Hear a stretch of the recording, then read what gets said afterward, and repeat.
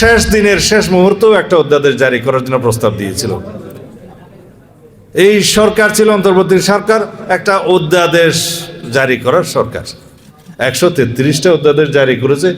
সংবিধানের বাধ্যবাধকতা আছে, যেদিন জাতীয় সংসদ বসবে ইনশাআল্লাহ আগামী 12 তারিখে প্রথম সেশনেই আমরা সাংবিধানিকভাবে এই 133টি অধ্যাদেশ উপস্থাপন করতে বাধ্য। কিন্তু সেই 133টি অধ্যাদেশের কোনটা কিভাবে গৃহীত হবে, কোনটা রেটিফিকেশন কিভাবে হবে, কোনটা সংশোধনী সহ হবে কিনা, কোনটা ল্যাপস হয়ে যাবে, কোনটা অ্যাজ ইট ইজ অ্যাপ্রুভ করা হবে, সেটা জাতীয় সংসদের ইখতিয়ার, সেটা তখন দেখা যাবে। কিন্তু আপনারা সবাই জানেন ওর বাইরে আরও একটি আদেশ জারি করা হয়েছে। সেই আদেশটার নাম হলো জুলাই জাতীয় সনদ উইদিন ব্র্যাকেট সংবিধান সংস্কার বাস্তবায়ন আদেশ। ইহা কি মেসকুলিন না ফেমেলিন নাকি কমন জেন্ডার আমি জানি না, একজন বুঝে তালে দিছে। কারণ বাংলাদেশের সংবিধান গৃহীত হওয়ার আগে আদেশ জারির একটা এখতিয়ার ছিল, যার ভিত্তি ছিল স্বাধীনতার ঘোষণাপত্র। এবং তার পরে এই স্বাধীনতা ঘোষণাপত্র যারা প্রণয়ন করেছেন তারা এই ভূখণ্ডের জন্য নির্বাচিত প্রতিনিধি ছিলেন। তারা কেন্দ্রীয় সংসদ সদস্য মানে পার্লামেন্ট মেম্বার এবং লেজিসলেটিভ অ্যাসেম্বলির মেম্বার ছিলেন এই ভূখণ্ডের প্রাদেশিক সংসদের। সবাই মিলে গণপরিষদ হিসেবে তাদেরকে গঠন করলেন এবং তারা জনগণের পক্ষে স্বাধীনতার ঘোষণাপত্র অ্যাপ্রুভ করলেন। রাষ্ট্রপতি নির্বাচন মানে মনোনীত করলেন, রাষ্ট্রপতিকে ক্ষমতা দিলেন, তার ক্ষমতা অনুসারে তিনি সশস্ত্র বাহিনীর প্রধান হলেন, আইন প্রণয়নের ক্ষমতা দিলেন এবং রাষ্ট্রের অন্যান্য সকল এক্সিকিউটিভ কর্মের জন্য তাকে তারা ক্ষমতা দিলেন। তার অনুপস্থিতিতে উপরাষ্ট্রপতিকে তারা দায়িত্ব দিলেন। তার উপর ভিত্তি করে রাষ্ট্রপতি আদেশ জারি করলেন।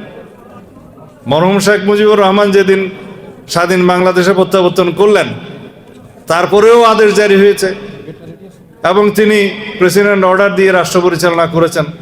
সেই প্রেসিডেন্ট অর্ডারের প্রথমটা ছিল যে লস কন্টিনিউয়েন্স অর্ডার 1972, তারপরে ছিল provisional constitution of Bangladesh order. এইভাবে সমস্ত অর্ডারগুলো করতে করতে যেদিন সংবিধান গৃহীত হলো, সেই সংবিধানের পরে 1973 সালে যেদিন জাতীয় সংসদের নির্বাচন অনুষ্ঠিত হলো, সেই জাতীয় সংসদ সেশনে বসলো। সেই সেশনে বসার পরে মুলতবি হলো, তারপরে অর্ডিন্যান্স জারির ক্ষমতা পেল রাষ্ট্রপতি। তার আগ পর্যন্ত তো অর্ডার করে দিয়েছে। সংবিধান গৃহীত হওয়ার পরেও অর্ডারের দেশ চলেছে। সুতরাং অর্ডারের জমানা তো তখন শেষ। 1973-তে অর্ডারের জমানা শেষ। এখন কিভাবে রাষ্ট্রপতি অর্ডার জারি করলেন? আমরা তখন প্রশ্ন তুলেছিলাম। আমি বলেছিলাম আমরা এই সমস্ত আরোপিত ইম্পোস্ট জবরদস্তি কোনো আদেশের বলে সার্বভৌম জাতীয় সংসদের কোনো ক্ষমতা খর্ব হতে দেব না। কারণ জাতীয় সংসদের যে নির্বাচন সেটা সাংবিধানিক নির্বাচন। প্রধান নির্বাচন কমিশনার এবং অন্যান্য নির্বাচন কমিশনারদের নির্বাচন কমিশনের এখতিয়ার হলো দুইটা, একটা রাষ্ট্রপতির নির্বাচন, একটা জাতীয় সংসদের নির্বাচন। সুতরাং সাংবিধানিকভাবে সেই নির্বাচন অনুষ্ঠিত হয়েছে। সেই নির্বাচনে আর্টিকেল 7 অনুসারে যে জনগণের যে রাষ্ট্রের সমস্ত ক্ষমতার মালিক সেই জনগণ সার্বভৌম ক্ষমতা তাদেরকে তাদের ম্যান্ডেটের মাধ্যমে নির্বাচিত করেছে। জাতীয় সংসদ সার্বভৌম, এমপিরা সার্বভৌম নয়, কিন্তু তারা সার্বভৌম প্রতীকের প্রতিনিধি। তাদের ভোটটা কি কোনো আইনের ভোট? এটা তো সাংবিধানিক ভোট। কিন্তু আপনি একটা আইন প্রণয়ন করেছেন, গণভোট অধ্যাদেশ মানি, সেটা আমাদেরই দাবি ছিল।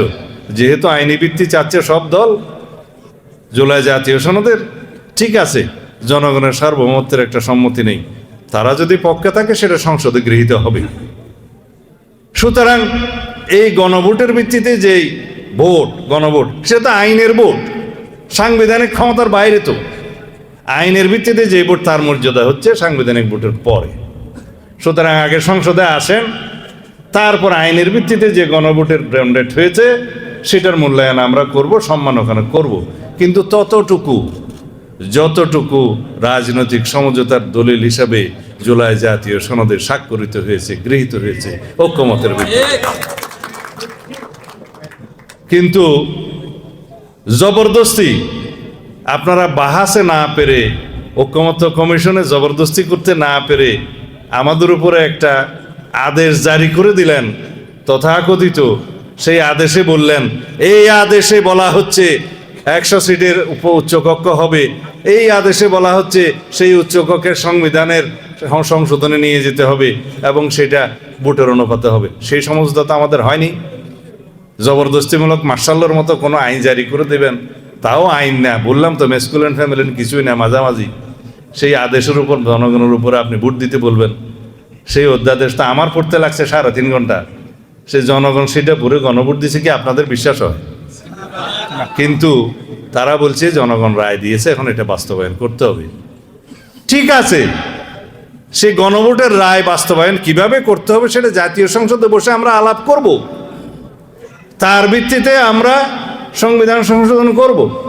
এরপরে যদি সবাই সম্মত হয়, গৃহীত হয়, তখন সংবিধান সংস্কার পরিষদের সদস্য হিসাবে আপনারা শপথ নিছেন, যদি অনুমোদিত হয় তখন আমরাও নেব। আর সংবিধান সংশোধন এই সংস্কার পরিষদের সদস্য হিসাবে করলে হবে, আর না হলে কি হবে না? সংবিধান সংশোধন হবে, জাতীয় সংসদের এখতিয়ার, আইন প্রণয়ন হবে জাতীয় সংসদের এখতিয়ার, এবং সেই হিসাবে যদি সংবিধানে সব কিছু যদি ধারণ করা হয় তখন সেটা আমাদের ম্যান্ডেটরি হবে, আমাদের জন্য মান্য করা ফরজ হবে, এবং জনরায় অনুসারে যা কিছুই বাস্তবায়ন সেটা তখন দেখা যাবে। এখন কিছুই নাই বলছে গণ অভ্যুত্থান, এটা অভিপ্রায়, অভিপ্রায়ের অনুবলে এই সরকার হয়েছে, অভিপ্রায়ের অনুবলে এই নির্বাচন হয়েছে, সুতরাং অভিপ্রায়কে ভিত্তি ধরে নাকি সব কিছু যেতে হবে। তো অভিপ্রায় যদি সব কিছু হয়, আর্টিকেল 106 অনুসারে সুপ্রিম কোর্টে আসতে হইল কেন? অভিপ্রায় যদি সব কিছু হয়, আর্টিকেল 106 অনুসারে প্রধান উপদেষ্টা সহ অন্যান্য উপদেষ্টারা শপথ নিলেন কেন? যদি সব কিছু হয় তাহলে পরে আইন প্রণয়ন করে আপনারা ভোট দিতে হলো কেন? যদি বলা হয় সংবিধান অনুসারে 3 মাসের মধ্যে হাসিনা যাওয়ার পরে নির্বাচন হওয়ার কথা, নির্বাচন হইল না কেন? এই না হওয়ার জন্য তো 106 কেসে, সে এক্সেপশনাল পজিশনের জন্য, ডক্ট্রিন অফ নেসেসিটির জন্যই 106 এর কাছে যেতে হয়েছে, সুপ্রিম কোর্টের কাছে যেতে হয়েছে। এখন কেউ কেউ বলে যে 106 অনুসারে সরকার তো গঠিত হয়েছে, কিন্তু সংবিধানের অনেক কিছু, অনেক বিধান নাকি অ্যাব্রোগেটেড হয়েছে। সংবিধানের অনেক বিধান অ্যাব্রোগেটেড হবে জেনেই তো 106-এ যাওয়া হয়েছে, আর কোনো উপায় না পেয়ে। আদারওয়াইজ দিল্লিতে গিয়ে শেখ হাসিনার দস্তখত নিয়েই তো এই সমস্ত করতে হইতো। এখন আমাকে অনেক কথা বলে যে এত ভোট পেয়েছিলাম আমরা, নিয়ে যাওয়া হয়েছে। আপনারা স্বপ্নে দেখেন কিভাবে? স্বপ্ন দেখারও তো একটা সীমারেখা আছে। যেই দল মনে করে যে তার কাছে সরকার গঠন করতে পারত, তাদেরকে হারানো হয়েছে, এই স্বপ্ন দেখাও তো নাজায়েজ। একটা হদ, একটা সীমারেখা থাকে। আমি যাই হোক, গণতন্ত্রের মাঠে অনেকে অনেক কথা বলবে, আমরা এগুলো শুনবো, কারণ এগুলো শোনার জন্যই তো আমরা জীবন দিয়েছি, এগুলো বলার জন্যই তো আমরা গণ অভ্যুত্থান করেছি। সবাই সব কিছু বলবে, সমস্ত বিতর্ক হবে, বাহাস হবে। আসুন ভাই, সব জাতীয় সংসদের ভিতরে ঢুকে যাই, ওখানে সমস্ত বিতর্ক হবে এবং আলাপ আলোচনার মধ্য দিয়ে যেটা জনগণ চাইবে, যেটা আইনানুগ হবে, যেটা সাংবিধানিক হবে, সেটা আমরা গ্রহণ করব। অনেক ধন্যবাদ। এই ইফতারের আগে এত কথা বলবো আমারও বিশ্বাস হয়নি। যাই হোক, আপনারাও শুনবেন, এটাও আমার বিশ্বাস হয়নি, ক্ষমা করবেন। ধন্যবাদ।